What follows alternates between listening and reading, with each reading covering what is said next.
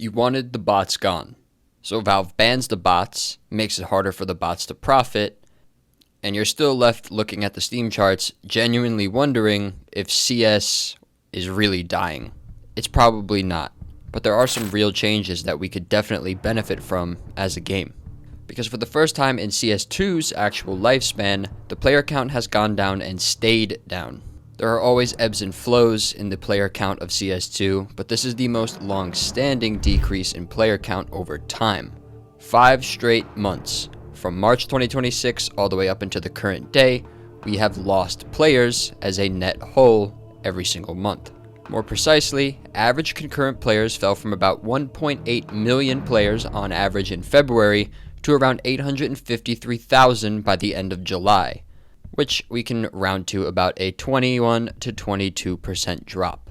The last time Counter-Strike bled this many players in the same amount of time was around 2021, when the game was still called CSGO, and CS2 was not even announced yet. Now obviously that one could be attested to people starting to leave their houses after the 2020 pandemic, but we don't have that situation in 2026, so what gives? Get a free skin worth up to $50 on me. Use code MW9 on SkinSwap when you complete your first trade with my code. The trade skin swaps your old skins for new ones at the best prices available. The market page gives you access to buy Chinese market skins, cheaper than Western prices with no need for a Chinese ID, passport, or bank account. Use the sell page to cash out to PayPal, Venmo, or crypto with no need for KYC and a lifetime 3% bonus when you use my code. With their newly launched Trade Vault system, as well as daily, weekly, and monthly giveaways, SkinSwap is the most rewarding site on the market. Thank you, SkinSwap, for sponsoring this video. This one seems a little bit more real. This one seems like it's worthy of a little bit of more attention from the players. But not all of it is the game. Counter-Strike is Counter-Strike. What you see is what you're going to get every single time. There is no the update coming to fix everything. If you've been waiting for it, you've been waiting for your entire Counter-Strike playing career. But obviously that's not the argument.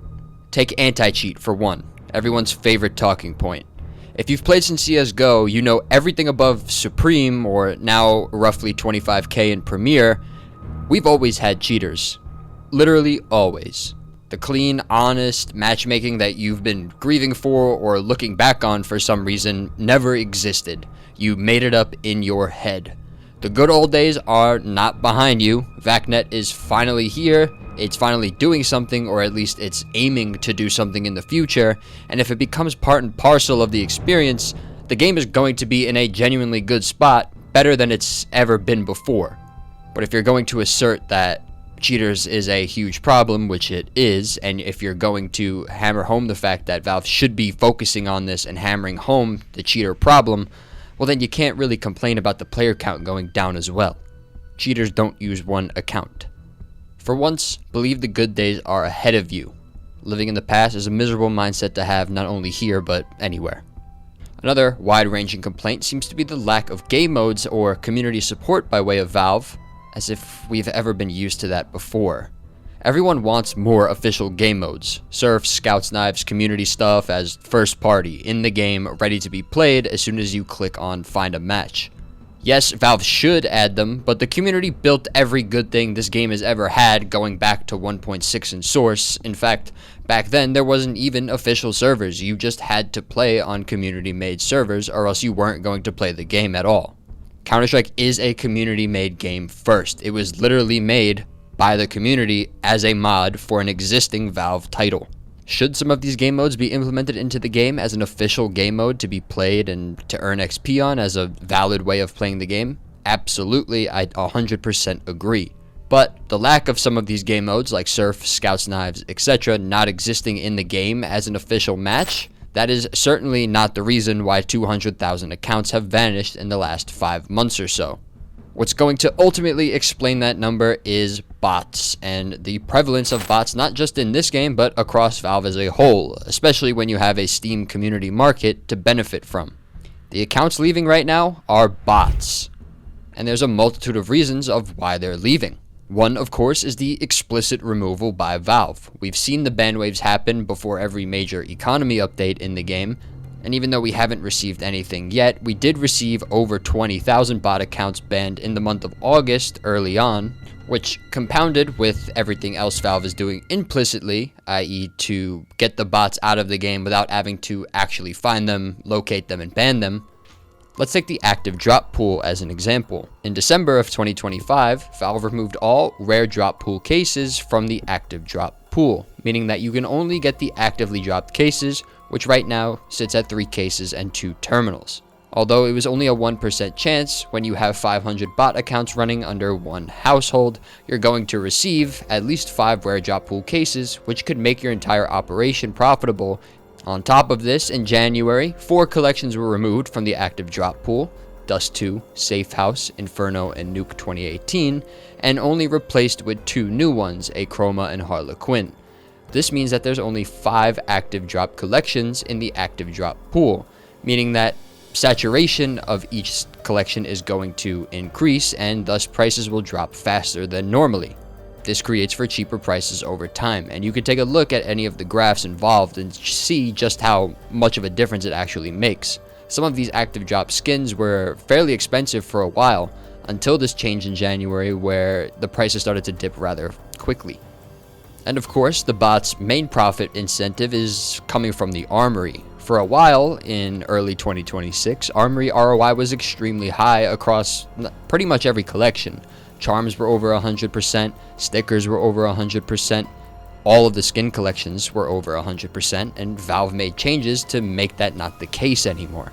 Charms didn't receive an explicit nerf, but they did introduce the sticker slab with Budapest 2025, which essentially just added an infinite amount of charms to the game. Before that, you needed to get charms from the armory. Now, you could just buy one for 50 cents, put any old sticker in there, and you now have a charm to put on any single gun in which you choose.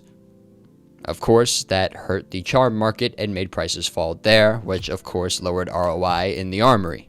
The 2 newer collections in the armory, Arabesque and Spy Tech, have low ROI, but it's not necessarily because of their outright prices. Yes, some of the prices in the armory are pretty low right now, but even if the factory new ones were higher, let's say $900 to $1,500 as they were with some of the older collections, it still wouldn't make that much of a difference, because factory new is 3% for every single gun in these 2 new collections. This is of course starkly different from the Sport and Field collection, in which the M4 Fade was pretty much 100% chance of being factory new, and the Be the Monster AK in the Overpass collection being roughly 5 to 6% in factory new. This fact alone, drop rates hurt ROI, and ROI is never going to reach the numbers which we've seen before, and that is purposeful by way of Valve. They want to make the armory non-positive ROI because that, 1, turns away armory bots that they don't have to ban and put resources to ban them in the future, but allows the supply to stay healthy and for these skins to become actually collectible and actually valuable over time. The M4 Fade was definitely a learning experience, and I'm not entirely convinced that they didn't know what they were doing by keeping it in there for a little bit while longer. What a low armory return is going to do is it's going to incentivize players to just buy the skin off of the market rather than to gamble redemptions for it, which means that the redemption path is dead weight for an armory bot farm. They have no edge, thus they have no purpose in farming for stars unless they're looking to just sell the account with the stars on it, which of course runs a lot of risk for bans in the future. And it, of course, is never going to be as profitable as you have to sell the account for roughly what it's worth in stars, and then you have to buy a new account, a new prime status, etc., etc. So don't look at armory ROI as a symbol of the health of the armory. In fact, the lower it is, the more long-term prospects it has, just not in the short term. And if it sounds like a theory, what I'm saying, it's not. We've seen this exact mechanism run before in 2023. The Paris Major was one of the most watched CSGO majors, as it was the last one before the birth of CS2. Players were hyped for CS2, and thus the market was booming.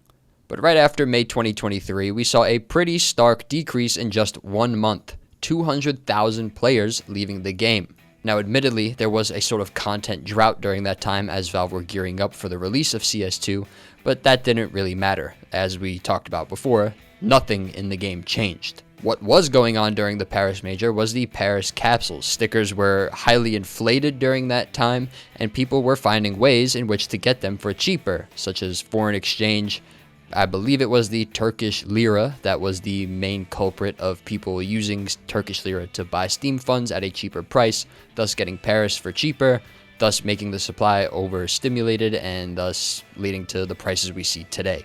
So that player count decreasing by 200,000 players wasn't really 200,000 players at all to begin with. It was probably just duplicated accounts, and that's probably what we're seeing again right now. It isn't a coincidence that as soon as the market started going down, as soon as Armory ROI started going down, the player count also decreased with it. It's probably 80 to 90% bots. On top of it, the macro.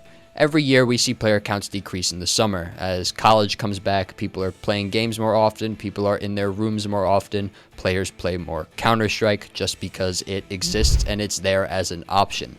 Cologne wrapped up just a month ago, and people always thin out after the major. People sometimes just get on to buy some stickers and do their pick'ems.